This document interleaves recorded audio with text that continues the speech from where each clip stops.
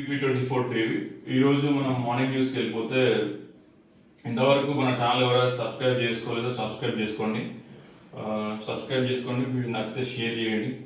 ఇప్పటివరకు మార్నింగ్ న్యూస్లో హెడ్డింగ్స్ చూద్దాం. ఈనాడు పేపర్లో గండం గట్టెక్కేదెలా అనేది, ఇప్పుడు గండం గట్టెక్కేదెలా అనేది మెయిన్గా నీటి గండం గురించి ఇక్కడ వేయడం జరిగింది. ఇక్కడ చూడొచ్చు, మనం మరమ్మతులు చేస్తున్నారు గోదావరిలో. జలాశయాల్లో పడిపోతున్న నిల్వలు, ఎక్కడికక్కడి గోదావరిలో పడిపోతున్న నిల్వలు, తాగునీటి ఇబ్బందులపై సర్కార్ అప్రమత్తమైంది. సో ఇక్కడ డీటెయిల్ చూస్తే పంపులు అమర్చి నీటిని ఎత్తిపోసేందుకు వీలుగా పెద్దపల్లి జిల్లాలో వెల్లంపల్లి ప్రాజెక్టు వద్ద గోదావరి నదిలో నిర్మిస్తున్న తాత్కాలిక రోడ్డు. ఈ రోడ్డు వేసి అక్కడ నీళ్లు ఎక్కువైతే ఎక్కడ లోతుగా ఉండి బాగుంటాయో అక్కడ పంపులు అమర్చి నీటి సరఫరా చేయాలన్నట్టు ఉద్దేశంతో వాళ్ళు రోడ్డు నిర్మాణం చేయడం జరిగింది. ఒకసారి డీటెయిల్ చూస్తే ఎల్లంపల్లి నుంచి నీళ్లు తోడేందుకు అత్యవసర ఏర్పాట్లు, గోదావరిలోకి రోడ్డు నిర్మాణం, పంపులు సిద్ధం, సాగర్ నుంచి ఎత్తిపోతకు అదే విధంగా తరహా కార్యాచరణ.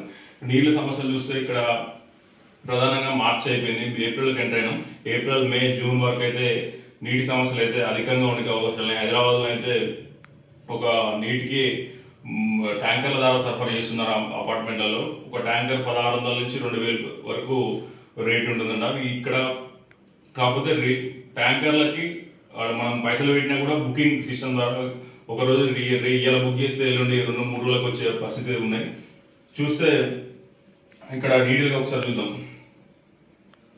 రాష్ట్రంలో జలాశయాలకు ఎగువ నుంచి ప్రవాహాలు పెద్దగా లేవు. గోదావరి పరివాహంలో శ్రీరామ్ సాగర్ దిగువ మానేరుకు స్వల్పంగా వస్తుండగా, కృష్ణా పరివాహంలో అలమట్టి నుంచి పులిచింతల వరకు ప్రాజెక్టులో పైనుంచి చుక్క నీరు రావడం లేదు. పైపెచ్చు ఉన్న జలాలు వినియోగం అవుతుండడం, ఎండల కారణంగా నీరు ఆవిరవుతుండడంతో నీటి మట్టాలు వేగంగా పడిపోతున్నాయి. ఈ పరిస్థితుల్లో మిషన్ భగీరథ హైదరాబాద్ తాగునీటికి పంపింగ్ చేసే ఇంటెక్ వెల్స్ మరియు కొద్ది రోజుల్లో నిరంతరం కష్టంగా మారేందుకు అంచనాలున్నాయి.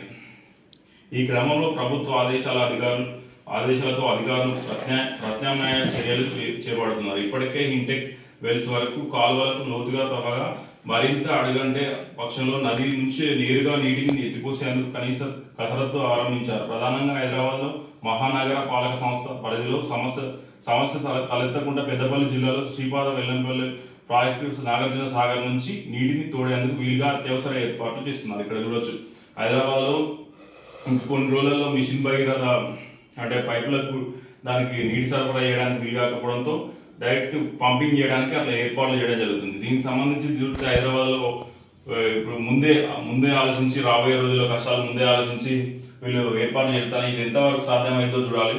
లేకపోతే మార్చి అయిపోయింది, మార్చి వరకు ఇట్లుంది. ఏప్రిల్ ఎంటర్లో ఉన్నాం మనం. ఇంకా మే ఉంది, జూన్ మధ్య వరకు కూడా ఇలాంటి పరిస్థితులు ఏర్పడుతుంది. కాకపోతే హైదరాబాద్లో అయితే ఇంకా 2 నెలలు అయితే నీటి కష్టాలు ఉండే అవకాశాలని, బట్ అది ఏ మేరకు సక్సెస్ అవుతుంది ఏం కదా అనేది చూడాలి. అది నీటి కష్టాలు ఇక్కడ మొత్తం రాష్ట్ర వ్యాప్తంగా భూగర్భ జలాలు అడుగట్టడం, చాలా పంటలు ఎండిపోవడం, చాలా సమస్యలు అయితే ఉండడం జరిగింది. ఇకపోతే నెక్స్ట్ టాపిక్